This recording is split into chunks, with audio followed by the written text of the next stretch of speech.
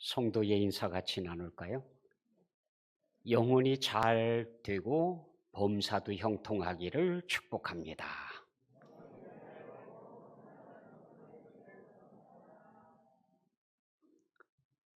여러분의 영혼이 잘 되고요. 영혼이 잘됨 같이 범사도 형통하기를 예수님의 이름으로 축복합니다. 오늘이 3.1절 106주년입니다. 일본의 압정 밑에 신음하던 1919년 3월 1일 서울 태화관과 탑골공원에서 시작한 독립만세 운동이 전국으로 퍼져나가서 여러 달 동안 지속적으로 번졌던 독립만세 운동이었습니다. 모진 매를 맞고 투옥되고 총칼 앞에 쓰러지면서도 일사각오로 이 나라의 독립을 외쳤던 것입니다.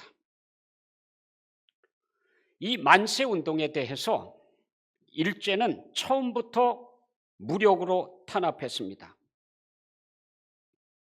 주동자를 체포하고 시위 군중에게 무차별 총격과 살육을 가하였는데 일제의 기록에 의하면 3월, 4월 2달 동안 사망자는 7천여 명, 부상자는 15,000여 명, 체포된 사람은 5만여 명에 이른다고 합니다. 만세운동에 참가한 사람은 적게 잡아 200만 이상이었다고 보고되고 있습니다. 그 당시 인구를 감안해 볼 때 전국이 독립만세 열기로 뜨거웠던 것을 알 수 있습니다. 이 독립만세 운동 기간에 47개의 교회가 불탔고 2개의 학교가 불탔고 700여 채의 민가가 불이 탔습니다. 제주도에도 항일 운동이 있었습니다. 조천 만세 운동, 미밋동산에서 1차 모임을 가졌고 그 이후로 4차에 걸쳐서 조천 장터를 중심으로 많은 사람들이 운집되어졌고 행진을 하면서 만세운동을 불렀습니다. 해녀들도 항일운동에 참여했습니다. 구좌, 성산, 우도에 있는 해녀들이 여성 집단으로 최대 규모의 항일운동을 했습니다. 그들은 238회에 거쳐서 연 인원 17,000여 명 동원된 항일운동을 벌였습니다. 서귀포시는 법정사에서 항일운동이 일어났습니다. 놀랍게도 3.1운동보다도 5달 전에 1918년 10월 6일과 7일 양일에 걸쳐서 중문 주재소 습격, 방화, 전소 3.1운동 전 최대 단일 투쟁으로 그렇게 기록되어져 있습니다. 경기도 화성 쪽에 가보면 제암리라고 하는 곳이 있어요. 그 제암리 교회에 가보면 그 마을에 독립운동 하는 사람들이 모여서 독립만세를 외치고 돌아다닐 때 일본 경찰이라고도 하고 군대라고도 하고 아무튼 그들이 강압적으로 진압하는 과정에서 상당히 무리가 일어났습니다. 나중에 일본 헌병대에서 강압적인 그 제압을 사과하겠다고 교회의 성도들 다 모이라고. 그래서 15살 이상의 성도들을 다 모았습니다. 놀랍게도 명단까지 갖고 있었어요. 성도들 명단, 누군지. 예. 하여튼 다 불러냈습니다. 그리고는 죄암리교회에 다 모이라고 해서 다 들어갔습니다. 그리고는 나가서 문을 잠그고 볏짚을 싸놓고 기름을 붓고 불을 질렀습니다.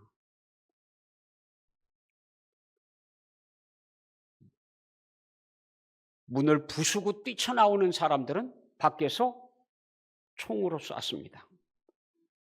다 죽였어요. 다. 한 명만 튀쳐서 도망가긴 했는데 아무튼 다 죽었어요. 나중에 그것을 목격한 분이 이런 진술을 합니다. 교회 터에 들어가 봤더니 이 뼈가 네 뼈인지 내 뼈인지 누구 집안 뼈인지 알 수가 없더라. 뒤엉켜가지고요. 얼마나 끔찍하게 탄압을 했는지 아무도 시체를 수습하러 가는 사람이 없었어요. 나타날 수가 없었습니다. 스코필드라고 하는 선교사가 다른 곳에 가기 위해 지나가다가 소문을 들었어요. 죄암리에 왔습니다. 죽은 광경을 보고 들것을 준비해서 하나하나 시체를 옮겨서 장례를 치러줬습니다. 그리고 그 광경을 촬영을 했어요. 책으로 써서 해외에 소식을 전했습니다. 야, 한국이라고 하는 나라에 이런 끔찍한 일이 일어났다. 그 일본이 저지른 짓이다. 세계의 여론이 막 들끓기 시작했어요. 유관순 고향 병천에서도 장터에 모인 사람들을 중심으로 시작하여 독립만세 행진을 했습니다. 삼척에는 최인규 권사님이 교회에 파송을 받아서 설교를 하고 있었는데 일제가 나라를 빼앗을 뿐만 아니라 하나로 합친다고 하는 미명하에 신사참배를 강요했고 동방요배, 동쪽을 향하여 존경하는 절을 올려라. 동방요배를 하게 했고 황국신민 서사를 읊도록 했습니다. 그런데 최 권사님이 나는 하나님을 믿는 백성으로 일본 천황 사람에게 절할 수 없다. 그리고 동쪽을 향해서 요배하는 것도 거절한다. 황국 신민 서사를 거절한다.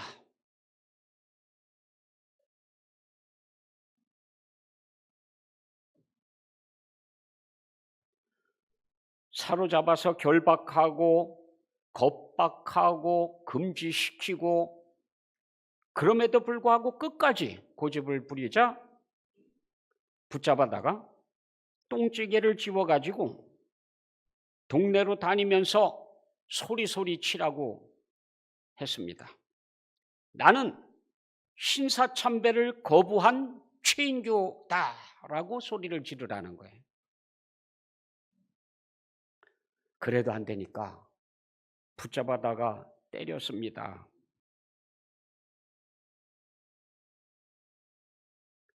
결국 정치범 감옥에 갇혀서 매를 맞고 병을 얻어 1942년 12월 16일 63세로 옥중에서 주님 품에 안겼습니다.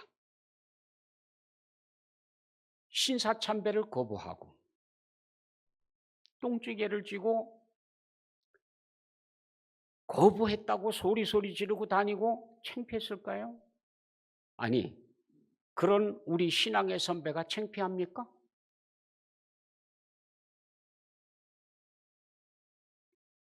바른 신앙으로 나라를 사랑하고 행동으로 보여준 우리 신앙의 선배들의 자랑스러운 모습입니다. 왜 그렇게까지 저항운동을 했을까요? 나라 없는 서름을 아십니까? 나라가 잘 돼야 어디에 나가도 대접받습니다. 우리나라가 흔들리면은요, 여러분 여행을 가든 일을 하러 가든 대접 못 받습니다.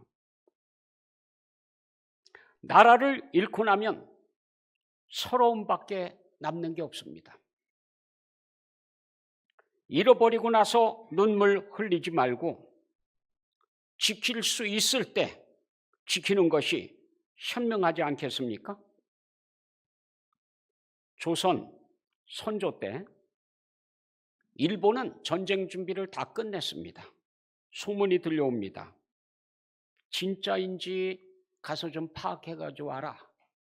그래서 통신사라고 하는 이름으로 사절단을 꾸려가지고 일본의 상황을 관찰하도록 보냈습니다. 1년 동안 곳곳을 돌아다니면서 세심하게 관찰을 했습니다. 그리고 1년 후에 그 사람들이 돌아와서 보고를 했어요. 실록에 이렇게 기록되어져 있습니다. 풍신수길이 정병 100만 명을 훈련시키고 이들을 5부대로 나누어 먼저 조선을 점거하고 곧바로 요동으로 쳐들어가 천하를 차지하고자 하는 큰 계획을 세웠다. 이걸 실천할 수밖에 없는 것은 일본이 나라는 적은데 군사는 많아서 내란을 막을 수 없을까 걱정되기 때문에 반드시 위부로 침략을 해야 된다라고 보고가 됐어요. 그런데 같이 갔다 온 사람 중에 하나는 아니다. 그럴 리가 없다. 이게. 일본 가서 보니까 별거 아니더라. 뭐 군대 조금 준비했다고는 하는데 쳐들어오면 우리가 그냥 일거에 쳐들어가서 아예 본때를 보여주자. 일본 전체를 점령하고도 남는다. 걱정하지 마라.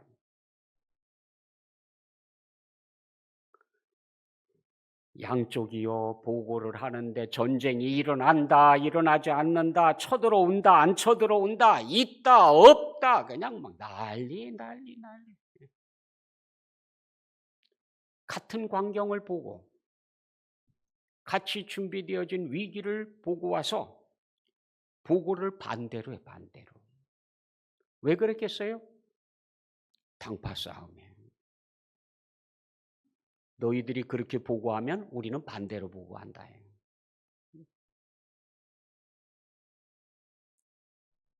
나라야 망하든 말든 우리 당이 정권을 잡느냐 못 잡느냐 하는 게 더 큰 관심이에요.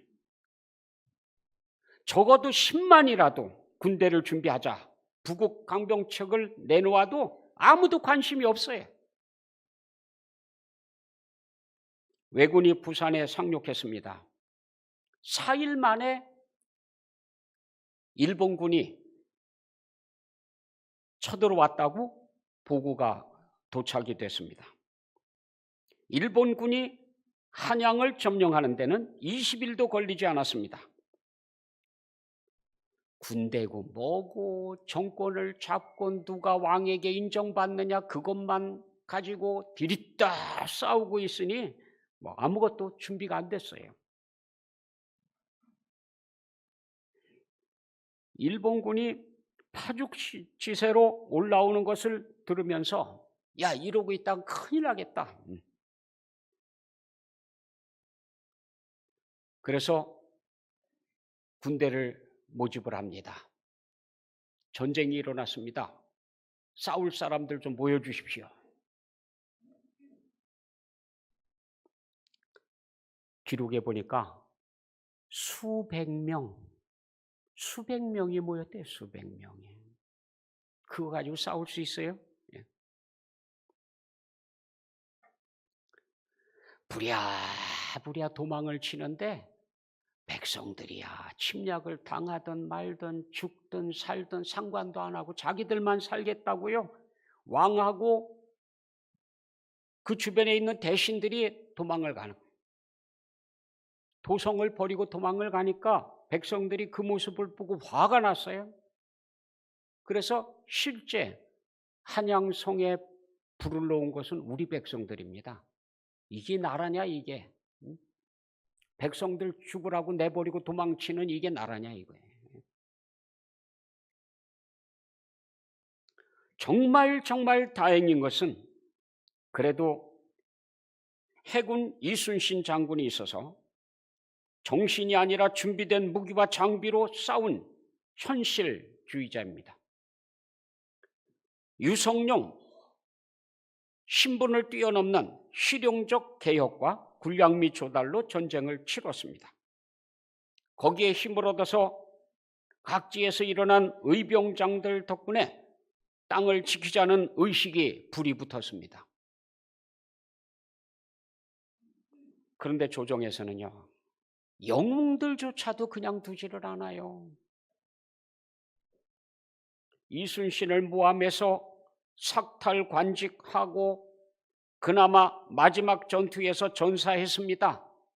이순신이 죽던 같은 날 유성룡은 파면당합니다.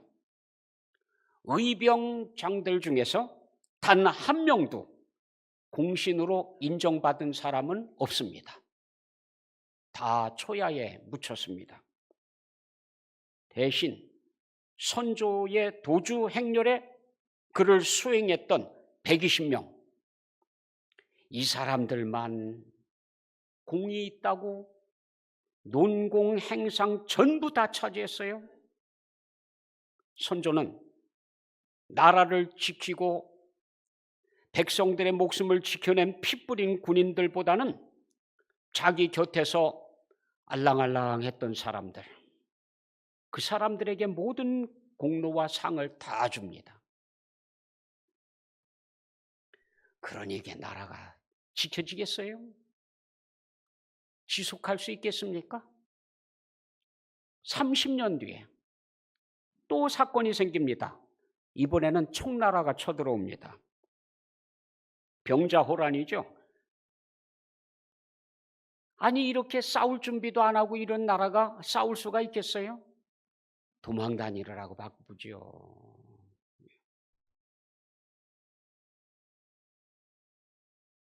결국은 얼마 안 돼서 항복합니다.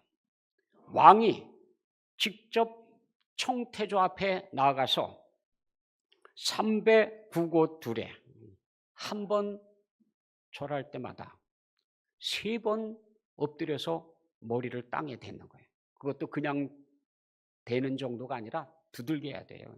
꽝, 꽝. 피가 나오도록. 그러니까 9번을. 이 나라의 왕이 가서 무릎 꿇고 땅바닥에 엎드려서 땅에 그냥 9번을 찢으면서 잘못했다고.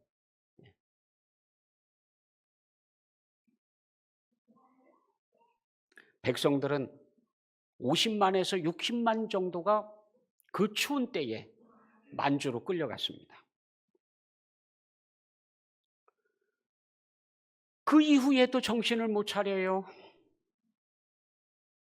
중국, 일본의 주권을 빼앗기고 주권을 잃은 허수아비 나라가 됐습니다. 온갖 서름과 박해를 다 겪고도 또 정신을 차리지 못해서 해방 후에도 나뉘어서 싸우다가 전쟁까지 치릅니다. 6.25 전쟁, 참 끔찍했죠.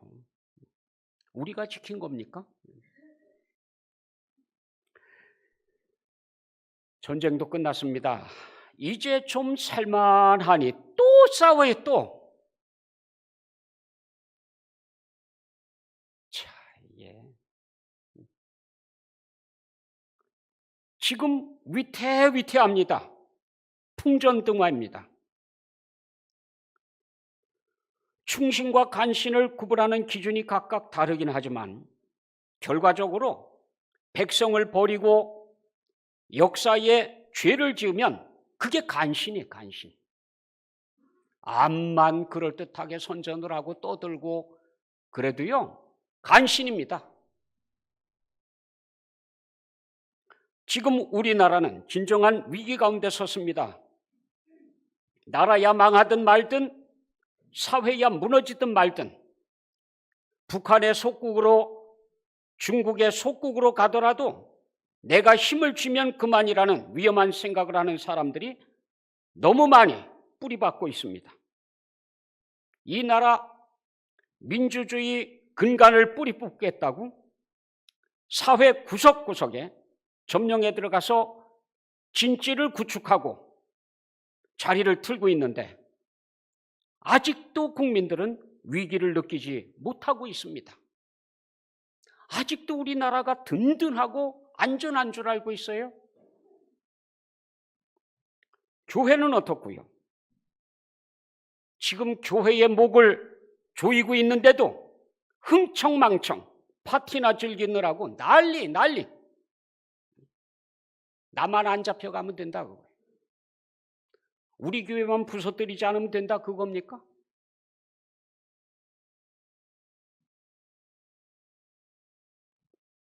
꼭 나라를 잃어버렸던 과거로 다시 돌아갔구나 싶습니다. 바벨론 강변의 눈물도 그런 배경에서 나왔습니다. 하나님의 그 많은 경고를 무시했습니다. 이스라엘이 멸망당했습니다. 포로로 잡혀갔습니다. 바벨론 강변에 앉아서 눈물로 통곡합니다. 우리가 바벨론의 여러 강변 거기에 앉아서 시온을 기억하며 울었도다. 그 중에 버드나무에 우리가 우리의 수금을 걸었나니 이는 우리를 사로잡은 자가 거기서 우리에게 노래를 청하며 우리를 황폐하게 한 자가 기쁨을 청하고 자기들을 위하여 시온의 노래 중 하나를 노래하라 함이로다. 일본도 청나라도 이 나라를 쳐들어와 짓밟고 백성들을 강제로 끌고 가고 이주시키고 또는 노략거리로 삼고 자기들을 위해서 노래하라 춤추라 별걸 다 시켰습니다. 우리가 이방 땅에서 어찌 여호와의 노래를 부를까? 신사참배, 동방요배, 황국, 신민서사를 강요하고 위안부로 끌고 가고 전쟁터에 군인으로 끌고 가고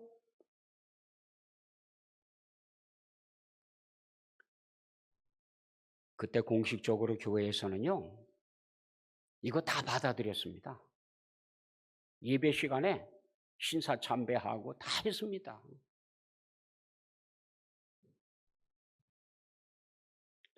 이거 거부하는 사람들은 얼마나 고난의 길을 걸어갔습니까? 예? 누가 자랑스러운 건가요? 예루살렘아, 내가 너를 잊을진데 내 오른손이 그의 재주를 잊을지로다. 내가 예루살렘을 기억하지 아니하거나 내가 가장 즐거워하는 것보다 더 즐거워하지 아니할진대 내 혀가 내 입천장에 붙을지로다. 잊으면 안 되지요. 그 서름을 겪으면서도 그 세력에 빌붙어 사는 사람, 빌붙어서 생명을 유지하는 사람들이요 역적입니다. 이스라엘은 내가 고국을 잇는다면 고국은 망했는데 나 혼자 안락을 즐긴다고 하면 예루살렘아 내가 너를 잇는다면 내 손가락이 낙엽처럼 말라 비틀어져도 좋다. 오 사랑스러운 예루살렘아 내가 너를 기억하지 않는다거나 내가 너를 가장 소중한 것으로 여기지 않는다면 내 혀가 부어오르고 새카맣게 타서 입천장에 붙어도 좋다. 고통스러운 죽음을 맞이한다 한들 할 말이 없다고. 여호와여, 예루살렘이 멸망하던 날을 기억하시고 에돔 자손을 치소서. 그들의 말이 헐어버리라 헐어버리라, 그 기초까지 헐어버리라 하였나이다. 쳐들어오기는 바벨론이 쳐들어왔는데 밉기는 에돔이 더 미워요.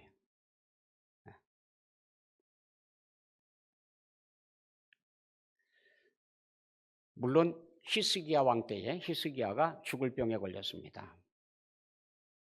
하나님께 매달렸더니 하나님께서 죽을 병에서 고쳐주셨어요. 바벨론의 왕이 소문을 들었습니다. 사실인가 가서 좀 확인하고 와라. 사신들을 보내는데 편지를 써서 보내고 예물을 싸서 보냈습니다. 신흥 강대국에서 예물까지 붙여오고 편지까지 붙여오고 그러니까 우쭐해졌습니다.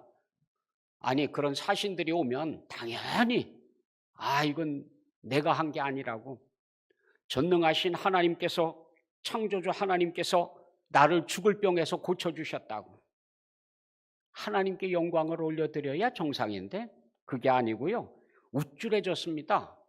그래서 그만 자랑하고 싶어서 이것저것 다 보여주는 거예요. 보물창고, 무기창고, 심지어는 하나님의 성전에 있는 것까지 다 보여줘요. 그때 하나님께서 말씀하셨습니다. 네가 자랑하느라고 보여준 그거, 자랑스럽게 생각했던 그것들, 바벨론의 사신들이 보고 간 그거 전부 다 바벨론으로 가져가게 될 것이다. 그날이 왔어요. 진짜 바벨론의 군대가 쳐들어온 겁니다. 끝나는 거예요. 끝나는 거예요. 진짜 그들의 사신들이 보고 갔던 모든 거 다 가지고 가요. 다 가지고.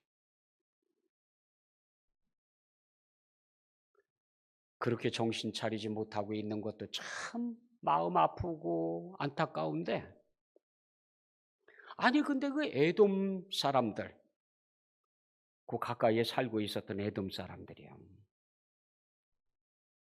이웃 나라가 침략당하고 처절한 고통 속에 빠져들어가고 그러면은 안타까워서라도 도와주려고 애쓰고 그래야 되는데 거꾸로 박수를 치면서 잘 됐다고 헐어버리라고, 기초까지 헐어버리라고, 다시는 못 일어나게 아예 그냥 잿더미로 만들어버리라고 난리를 치는 거예요. 얼마나 얄미워요. 우리말에 그런 말이 있나요? 때리는 시어머니보다 말리는 시누이가 더 밉다. 쳐들어오긴 바벨론 군대가 쳐들어왔지만 에돔 사람들이 박수치고 좋아하고 무너뜨리라고 그러고 막 아우성치는 건 너무너무 미운 거예요. 마음에 그냥 새겨져. 너무너무 마음 아프게 하는 겁니다. 멸망할 딸 바벨론아, 저주받을 바벨론아, 네가 우리에게 행한 대로 네게 갚는 자가 복이 있으리로다. 네 어린 것들을 바위에 맺히는 자는 복이 있으리로다. 그들이 쳐들어와 갖고 어떻게 했습니까? 어린 아이들을요, 아이들을 그 부모들이 보는 앞에서 바위에 집어 던져서 죽였어요. 터뜨려서 죽였어요. 그러니까 너희가 우리에게 한 대로 그대로 갚아주는 사람이 있다고 하면 그 사람이 복 있는 사람이다. 그 사람에게 복이 있을지어다, 그런 거예요. 너무 끔찍했습니다. 치가 떨립니다. 그런 날을 잊어버리면 안 되지요. 제암리에 가보면은 제암리 교회에 그때의 사진, 그림, 사연들이 쫙 새겨져 있어요. 쭉 둘러보고 나오는 자리에 이렇게 기록해 놨습니다. 용서는 하되 잊지는 말자. Forgive, but don't forget. 용서는 하되 잊지는 말자. 또 그런 치욕의 날을 만나지 않으려면 잊으면 안 됩니다. 용서는 하되 잊지는 말자. 그래야 하는 이유가 있습니다. 첫째는 정신건강 때문입니다. 용서하지 못하는 것은 가해자가 만들어 놓은 분노와 비통에 구속되는 것을 의미합니다. 이것은 이중으로 손해예요. 피해를 봐서 고통스럽고 그걸 떨쳐버리지 못해서 고통스럽고요. 용서는 필요합니다. 해야 됩니다. 그래야 우리도 건강하게 살아갈 수 있거든요. 교훈 때문입니다. 역사를 공부하는 이유는 교훈을 배우기 위해서거든요. 우리는 과거 경험으로부터 배웁니다. 역사를 경험하고도 교훈을 배우지 못한다고 하면 망하는 겁니다. 당파 싸움 때문에 망했으면서 또 싸우고, 그것 때문에 또 망했으면서 또 싸우고, 그것 때문에 망하면서 또 싸우고 있고,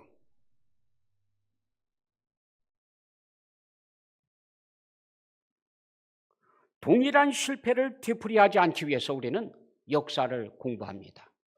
또 돌아봅니다. 미국 정신과 의사 토마스 자즈라고 하는 사람이 이런 말을 했습니다. 미련한 사람은 누구냐? 미련한 사람은 용서하지도 않고 잊어버리지도 않는 사람. 이 사람이 어리석은 사람이다. 미련한 사람이다. 순진한 사람은 누구냐? 용서를 하고 잊어버리는 사람. 현명한 사람은 누구냐? 용서는 하되 잊지는 않는 사람이다. 그 교훈을 배워요. 그리고 피해갈 줄 아는, 이 사람이 현명한 사람이다. 우리의 아픈 과거, 우리의 아픈 상처, 용서는 하되 잊지는 말아야 합니다. 그래야 교훈을 배우고 같은 실패를 되풀이하지 않을 수 있죠. 역사의 주인은 하나님이십니다. 하나님의 시계는 정확하게 돌아가고 있습니다. 하나님의 결산의 시간이 지금 다가오고 있습니다. 그런데 우리 사회는 하나님의 심판을 전혀 대비하지 않고 있습니다. 오히려 거꾸로 가요. 거꾸로. 우리 하나님께서 우리에게 요구하시는 게 뭘까요? 사람아, 주께서 선한 것이 무엇임을 너에게 보이셨나니 여호와께서 너에게 구하시는 것은 오직 정의를 행하며 인자를 사랑하며 겸손하게 네 하나님과 함께 행하는 것이 아니냐. 정의를 행하라. 예수 그리스도를 사랑하라. 겸손해서 네 하나님과 동행하라. 하나님의 말씀에 순종하면서 살아라. 그런데 지금 이런저런 이유로 해서 하나님 말씀을 무시하고 교회를 박해하고 교회를 핍박한다고 하는 건 하나님의 눈을 찌르는 겁니다. 성경이 그렇게 말씀하십니다. 전도를 질식시키려 하고 있습니다. 그리고는 모든 질서를 다 뒤집어 엎어요. 낙태 조장하고 동성애 조장하고 소아성애 좋다고 하고 동물성애 괜찮다고 하고 성전환 괜찮다고 하고 지금까지 있은 정상적이고 건전하고 건강한 질서를 완전히 파괴시켜요. 뒤집어 엎어요. 부숴버려요. 지금 우리가 아무리 법을 뜯어고치고 눈 가리고 아웅하고 서로 봐주기를 하고 하지만은 그런다고 해서 하나님의 심판이 없어지는 것은 아닙니다. 우리 하나님께서는 말씀하신 대로 반드시 심판하실 겁니다. 지금 어떻게 생각하고 어떻게 행동하든 하나님의 심판을 준비해야 합니다.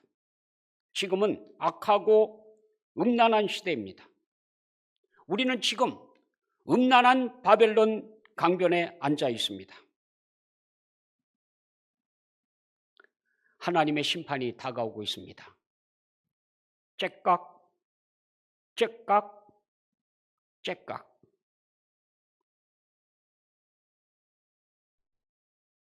또다시 임진왜란, 병자호란, 6.25, 아니 이보다 더 끔찍한 위험이 우리나라 곳곳을 장악하고 있습니다.